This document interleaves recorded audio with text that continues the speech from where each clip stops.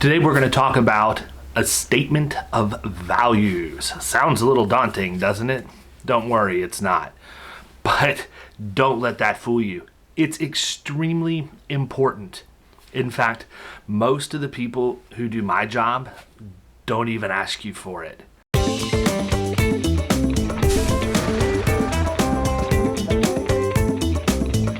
Yet every commercial property policy I have ever written clearly states that you're supposed to have one on file with the insurance company who places your property insurance policy for you.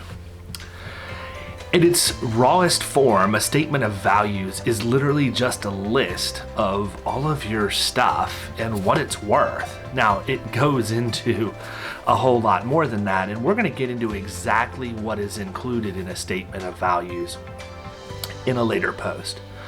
But if you have not completed one, I want to give you a chance to get a template that you can use to do this for you for your first time. Just click down here and you can request it, and we'll give you a downloadable version of a statement of values that you can use. Now also, if you need any help with that, you're always welcome to reach out for advice, and I'll give you plenty of good advice and won't even try and sell you anything. I'm just that passionate about making sure people have these on file and understand why they're so important. If you want to do this without using our template, what I would recommend is that you just sit down and start listing all of the things that you have, whether it be computers, your building, all of the desks and chairs and that stuff. What about your lost revenue from business income? Again, we can give you the entire list of everything included later, but you got to start somewhere.